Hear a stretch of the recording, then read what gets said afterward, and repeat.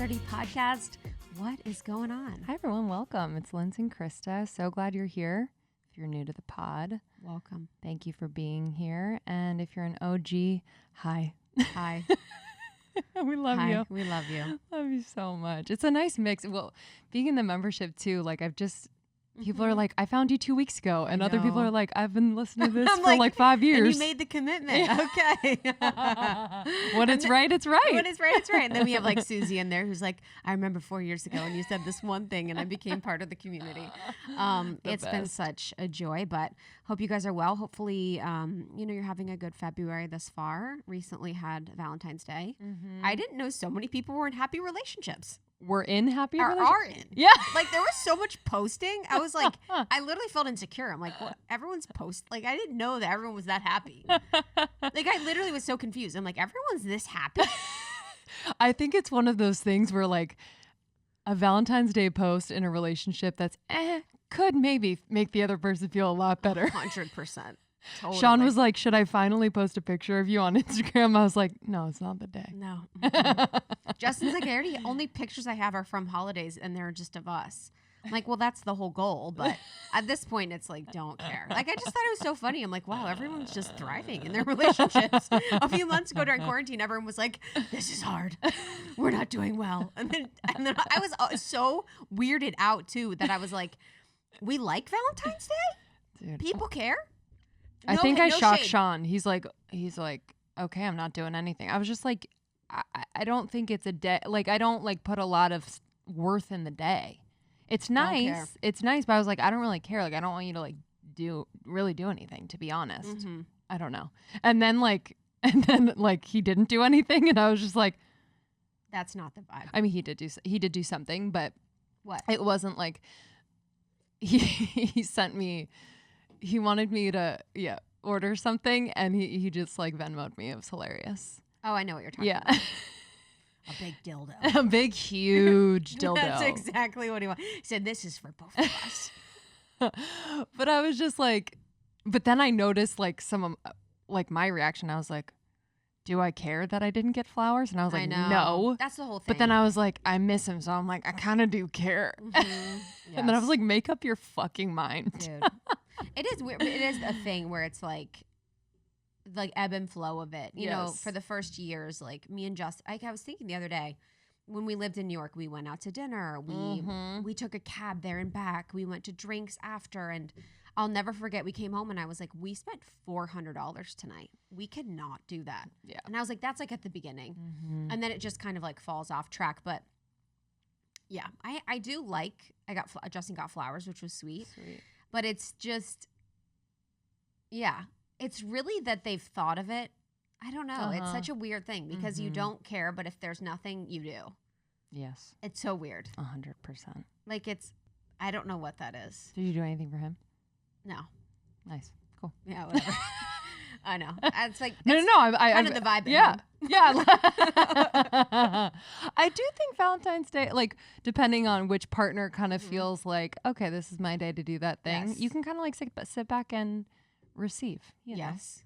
Do that thing. I don't know what I would get, but I don't even know. I got Sean groceries. You did? Yeah, I was like, here's some groceries that you probably would have gotten yourself, but I'll get them for you. It's romantic. Anyway. It was just so funny, but I'm looking forward to this episode. I wanted to keep the intro just more brief so we could really get into it. I'm really proud of this one, and I just felt super inspired by this one. This came recently, like this was a hit or a download that I had a few weeks ago about, or that happened during the transition after our membership closed and after we had launched our new membership, and we had done tons of rebranding. We had done a bunch of systems integrations on the back end for Almost 30.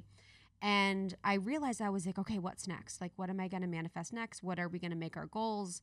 What am I going to try and do as our next step? And I really hadn't made the space to receive all the hard work that we had been doing the past couple months. And that was like all the beauty that happens in the membership. And that is really like the fruits of our labor. You know, I don't know how much time I set aside to really bear fruit of everything that we do. So this podcast episode is just me, and it's really inspired by my hope and desire for us to really focus on receiving as much as we focus on our manifestation, our visualization, and our goal setting. I love it. Yeah, it's definitely a lesson of mine. I think I find a lot of worth in just giving and like the doing of it.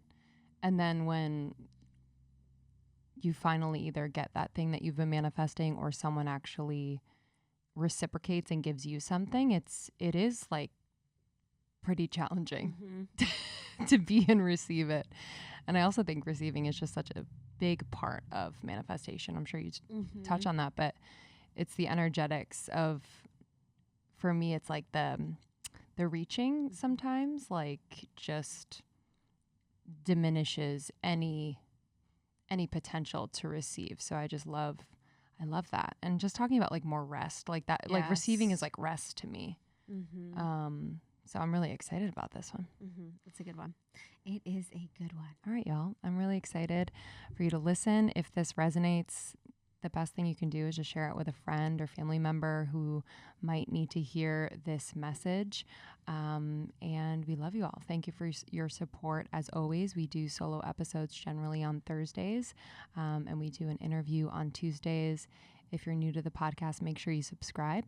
We'll be in your inbox every Tuesday and Thursday. Yep. And then almost30.com, we have a brand new website, a new experience. We have courses and programs for helping people in their conscious evolution. And then we also have the Podcast Pro program. So Lindsey and I put every single thing that we use to launch, grow, and monetize our podcast and make it what it is today into the Podcast Pro program. So make sure to check that out if you're interested in starting a podcast or want to monetize or just want to see what it's all about. All right, everyone. We'll see you on the other side. Bye.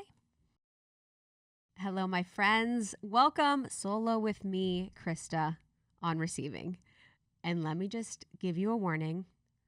I feel hot today. I am like very righteous today.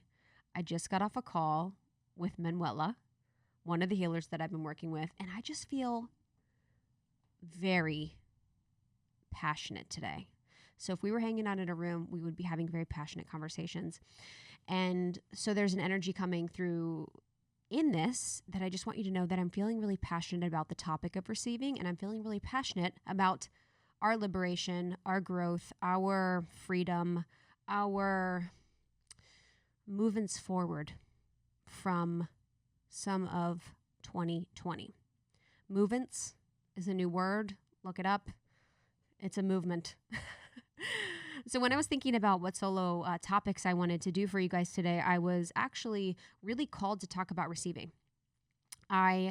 Lindsey and I, in Almost 30, we just launched our new website. We just launched our new membership. We integrated a lot of different systems into Kajabi. So we had a lot going on over the last couple weeks, and there was a lot of output. There was a lot of output with content, copy, rebranding, promotion, lives, continuing the podcast still. And I honestly was feeling exhausted on Monday after everything, and I felt a little bit depressed. I was like, oh my God, I should be so freaking happy right now. We just finished the website launch and rebrand. We just launched and closed the membership, which I'm so excited about, as you guys know. But I was just feeling like depressed. And I was like, what is this feeling? Why am I feeling so low right now? And I was thinking a little bit about how in all the doing, I felt worthy, but when I sit to receive, I no longer allow myself or feel worthy. So for the past couple months, we've been in complete doer mode. We've been in complete productivity, creation, go, go, go. And then when I finally have the first day of receiving the fruits of my labor, of bearing our fruit, whatever the heck that means. But energetically, when I'm in this space where I really should be receiving and really looking at our membership and being so proud of all the conscious, beautiful people in it, and our website and being so proud of all the work we did with Tonic and our team, and just really soaking it all in. Like, once again, I'm living a dream. I never thought I would really be anything in my life. So to be where I am now, I feel incredibly grateful. I paused because I say it's a dream, and sometimes it feels like a nightmare. I have to be honest. New level, new devil. But overall, I'm truly living my dream. And the fact that I didn't really give myself space, and I actually didn't know how to receive it. I didn't know how to sit in my receivership mode. I didn't know how to be with the feeling of like, I created this thing. Now I should reap what I sow. And I realized that my normal inclination, my normal intention is to start to make my next list. What's next? Okay, what are we going to create next? What am I manifesting next? What am I going to work on? What's the next project? What is the next thing I can create or do?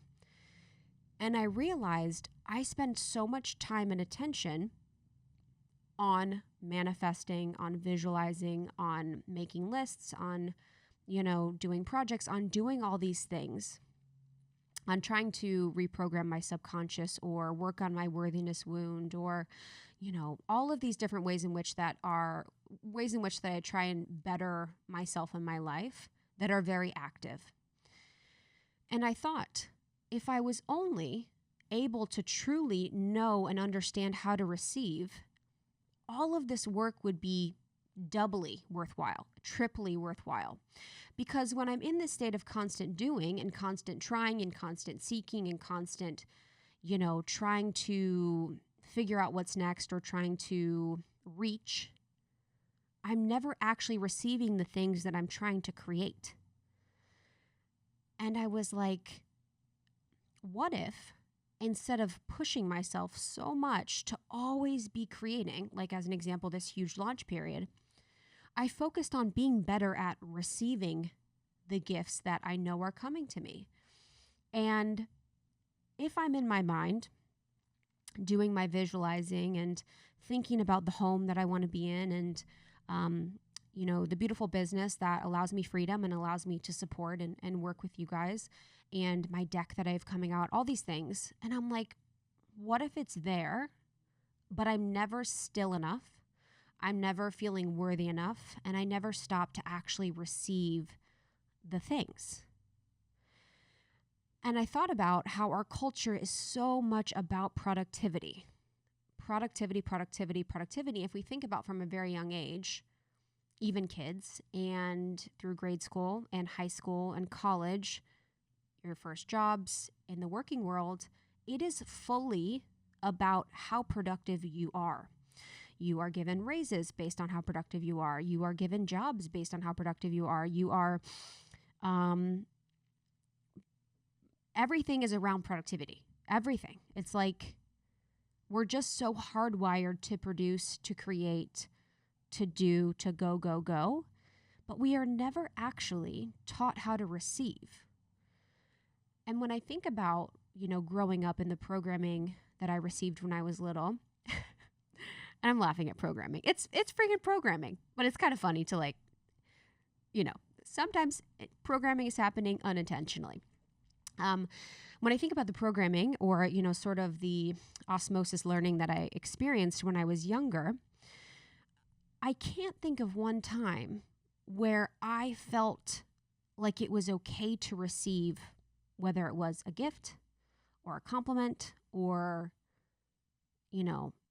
stillness or nature or love, and how much that affects, my current life today, my inability to truly receive the gifts that we are pushing so hard for.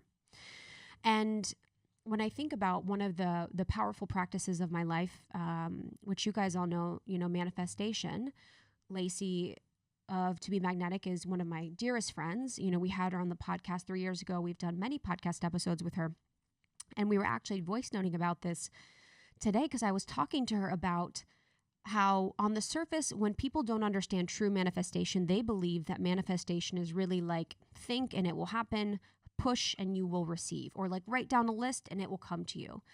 And it's like the doing, it's the kind of active, consistent work and doing, which is very important. But it's also, there's so much time and attention when we're forcing and we're pushing on manifesting that if we are unable to truly receive, then we're not going to get anywhere and we'll continue to be in that cycle. So with manifestation, Lacey and I were even talking about today, once you have worked to reprogram your subconscious to understand you are inherently worthy to receive, regardless of outside stimulus, you are able to then receive what it is that you want from the world, if it's in alignment with God.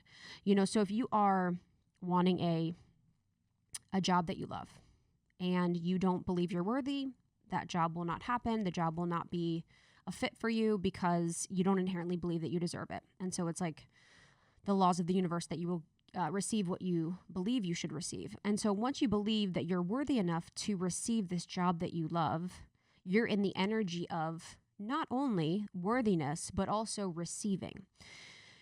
And it's funny because, my journey with manifestation, I went through a period of intense, manifestation practices actually before I had met Lacey, and I was doing sort of my own different understanding of manifestation. And now I really do TBM, through periods in my life.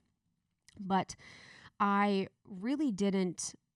just did it really like forcefully. I was doing it all the time. I was like really focused on it. I always had my list. I always had my journal. I was just really forcing it. And now that I am at this phase in my life, my focus is really to figure out who I am and to be more of that. And that means that I will be in so much alignment that whatever is meant for me will come because it is also already in alignment for me. And, sometimes within spirituality, I think about all the different things that we do.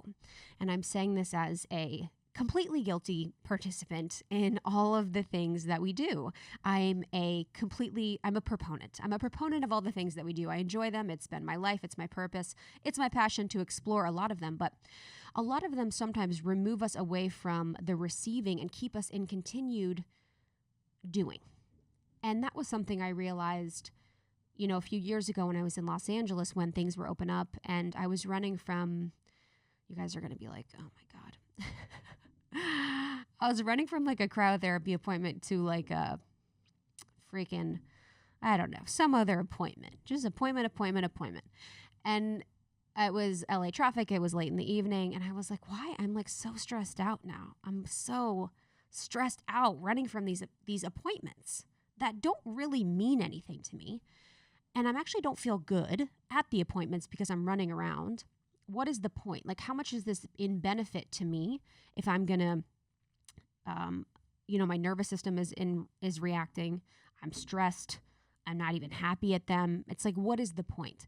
And it was me forcing myself to continue, to do.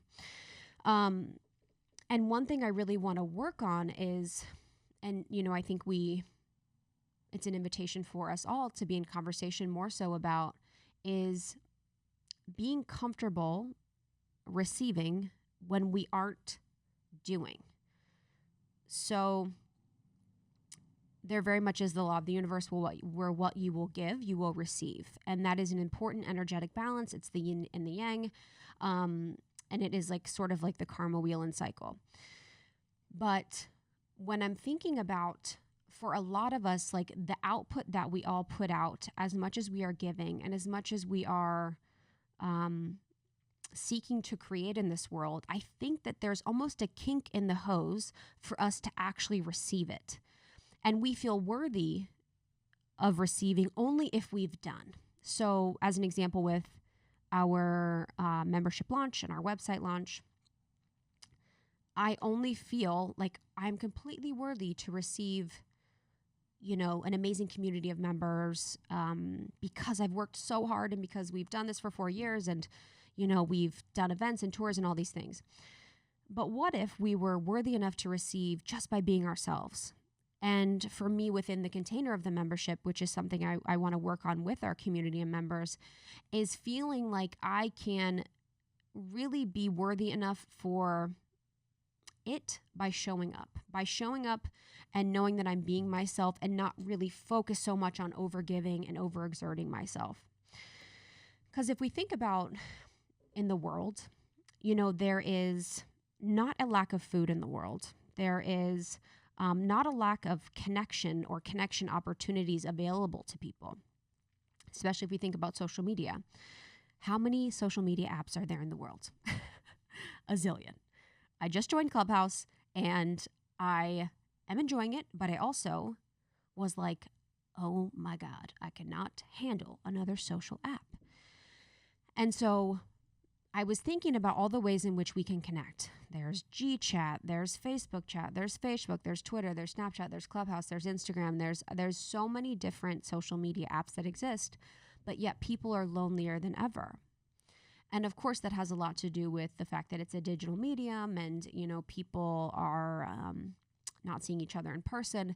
But I also really believe that it's because we often don't know how to receive, in truth, love from others. We don't know how to receive, in truth, love from the divine or support from the divine, or even when we pray. I think it's been something that has been maybe an experience for people that grew up religious, that I sometimes didn't think that I could ask the Creator for things. I felt like I was like, oh, he's too busy.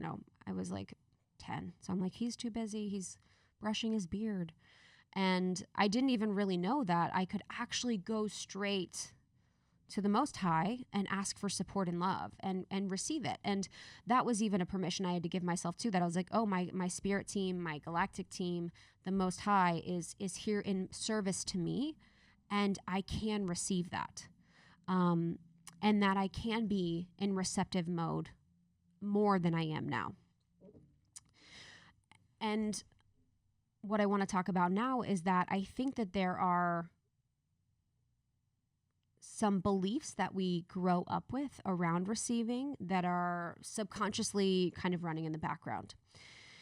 And I think one of the first ones that I really believe, and just it was the thing that most strongly came out to me today when I was just thinking about our conversation on receiving, was that I have or had and been working against the subconscious belief that I am taking from others when I receive. And that can show up as, if I receive this check, whatever the check is, then the subconscious belief is, I received that check at the expense of someone else. Or I received that compliment at the expense of someone else. Or I received that attention at the expense of someone else. Or I received that promotion at the expense of someone else. And we live in this sort of, in the matrix, where it really feels like that push-pull, where you're like, okay, so I got promoted, but I know my coworker didn't get promoted, so I feel bad, I feel guilty. And I think for women, we deeply experience this. Whenever we start to shine, we feel guilty or shameful that others are not experiencing it, or others don't experience the joy or love, that we maybe have. And throughout my whole life, I've really felt like this in a lot of different ways. Growing up, I felt like if I was attractive, that it made other people feel bad about themselves. And I saw that happen within my family, where if I got a compliment, after my awkward phase, after my retainer, after the glasses, after the lice, after, the eye patch, after the whole thing, when I was finally at a phase where I was tanning enough and I was bleaching my hair enough where I was maybe considered cute and I got attention, it felt like it directly made my mom feel bad. And so I always sort of felt gross or guilty if ever people complimented me on the way that I looked, because I felt like if that was happening, then she was feeling bad about herself because people weren't saying that to her, or she didn't have that same experience growing up, which is, part of the mother wound healing, which we talked about in my episode previously, and can happen a lot in mother-daughter relationships, where if the daughter starts to get attention, the mother can sort of feel this feeling that, as we know, isn't healthy. But I had the subconscious belief that if people ever complimented me on the way they look, it was because it would make other people feel bad. They'd feel bad about themselves because someone else was attractive. Or in the other case, that if I was shining, it was at the expense of others. As an example, in my relationship with Justin, my fiance, who you guys know, I always actually shied away from speaking about our relationship at the beginning in the first couple years, because I felt like I don't want anyone to feel bad if they're not experiencing this kind of love, or if they're not experiencing this kind of partnership. And I never wanted to be like a stuck up. I never wanted to be someone that was like a know-it-all. And we have all these terms that we really kind of put on people that are being honest, or people that are being truthful. And so I never wanted to talk about our relationship because I felt like it would hurt other people. So I think there are a few, subconscious ways in which like thinking it takes from others that we sort of prevent ourselves from receiving. Another is that receiving is selfish. That if someone was to walk up to you on the street and be like, it's something I'm really called to do today, and I want to give you a check for $10,000. And if you actually just received it and you're like, thank you so much, that people would look at you and think that you were selfish, that you didn't give it back, that you didn't say no, that you didn't turn it down, that you didn't, whatever the case is that actually receiving is considered selfish. And I think if we look at media, we can look back to movies and, commercials and programming and stuff. And really it's like anyone that is truly just receiving a compliment, receiving a gift, receiving love, it's almost like they're portrayed as full of themselves or portrayed as arrogant. And I think that's sort of a conversation that we have in the background as well, is around receiving being selfish. And there's another thing that's very interesting about receiving that I had subconsciously going on as well, was that receiving was intimate. And so this is an example for me. This is very funny and sad at the same time. It actually breaks my heart about myself. So I love writing cards. I've loved writing cards for years. One of my best friends used to work at Papyrus. She'd hook me up with cards when I lived in Chicago, and I'd write everyone cards, birthday cards, thank you cards, whatever. It was like my jam. And I also had have a friend in Chicago named Cassidy, and she was a beautiful card writer. They were always funny and witty, and it just became something I really loved. I love to tell people how I feel via cards, and I still do to this day. But when you write cards, that also means that people send cards, and people would send them even before I was writing them cards. But I get a lot of cards, and or I get and have had and even have stacks of cards. And you guys you'll be sad. I, for the most part, have not read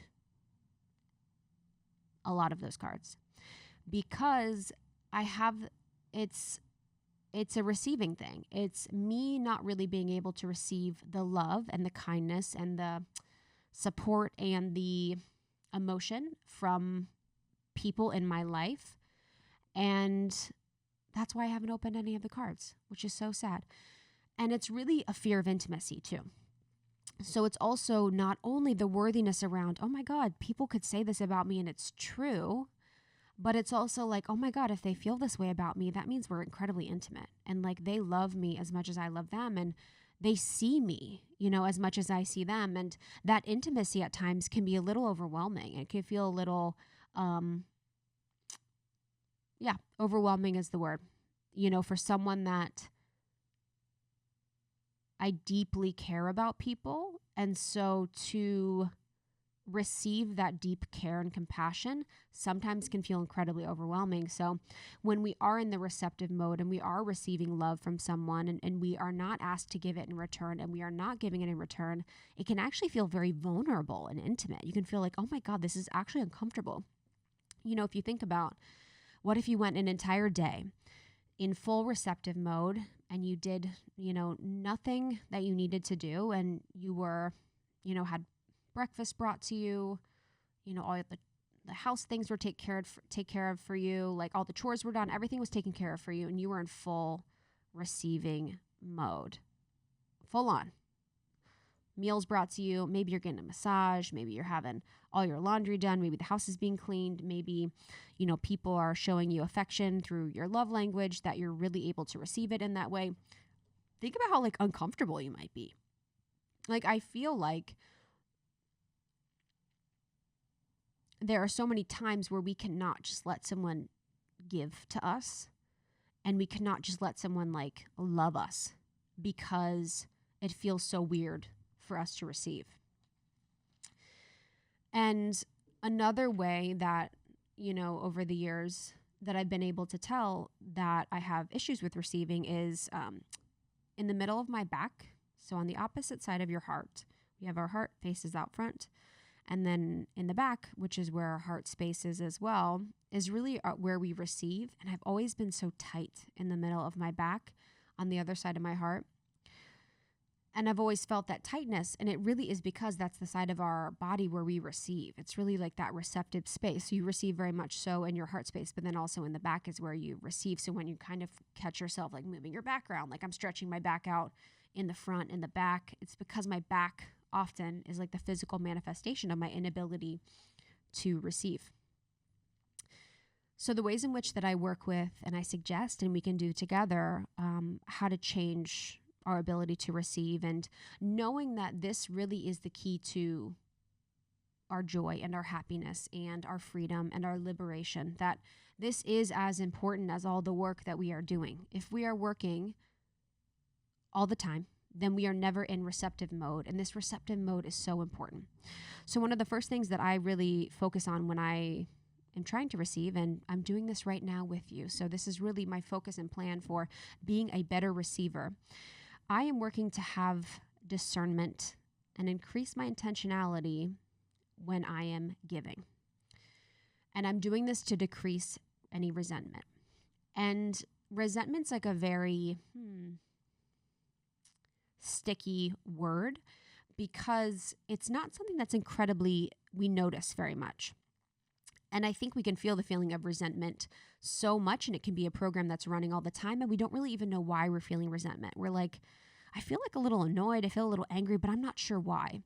And for me, I know that I am not monitoring my boundaries, that I am not being mindful to my own energy, my own space when I'm over giving, and then I can feel myself being a little resentful, where I'm like, oh my God, it's that wounded feminine part of me that's like, oh my God, I've done so much. I've done this, I've done this, I've done this, I've done this, and no one thanks me. No one is grateful for what I've done, or no one is like supporting me in the way I want to be supported, or no one is seeing me in the way that I want to be supported, or no one is like recognizing how hard I'm trying or how hard I'm doing. And that for me is really me not having enough discernment for when I'm giving, so that I can increase my intentionality of my giving, so that I can know what I'm consciously doing and how much I'm consciously giving, so that when I am ready to receive, I know that it's just as intentional as when I was giving. So when we're in this space, when we're kind of willy-nilly giving, we're like, oh yeah, I'll do that thing, or yeah, I'll go there, or I'll, support you in this way, or I'll listen to you on the phone for 3 hours every night, and I'll do, we're kind of like leaky with our boundaries, and we're giving. It can be hard for us to receive because we don't know, or we haven't set an intention on our giving. So when we're in the space where we need to actually receive, we actually don't really even know how to handle it, because it doesn't really feel authentic all the time. Where it feels like every time we're receiving, we have to be very like mindful of it and judgmental of it almost, because we're like, oh, what's the intention here? Like, what do they want? Or like, what am I gonna have to do in return? Or kind of feeling like you're gonna have to continue on that like cycle of giving because you've been receiving. So by increasing my discernment when giving really, really helps me to be more mindful about being in receptive mode and be more joyful in my receipt.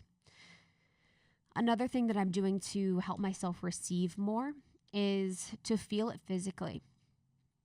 And this is something that I do whenever I am in community, and I think the Almost 30 community has really helped me when we were on tour, or we were doing events, or anything, retreat or anything like that. When people are telling me something very kind and something truthful and something heartfelt, I would actually allow myself to physically feel what it felt like to receive such kindness and such, vulnerability and such joy. And I do that as well with Justin. If Justin and I have a moment, I always make us hug each other through the day. And I think it takes 8 seconds of hugging to release oxytocin. So through the day, if he's walking by, I'll be like, we should hug, we have to hug. We'll like hug for 8 seconds to release our oxytocin. We're like our little oxytocin drug moment. And I will physically feel myself in receipt of his love. And I will physically feel my body and energy in receipt of his love. And whenever I'm in a moment where I'm feeling deeply connected or deeply aligned or deeply moved by friendship, by support, by art, whatever it is, I will try and feel it as physically as I can, so that I can have muscle memory to remember what it feels like to receive, so that I can really acknowledge and notice and call back to that memory whenever I'm wanting to receive more. Another way is to be present and have attention.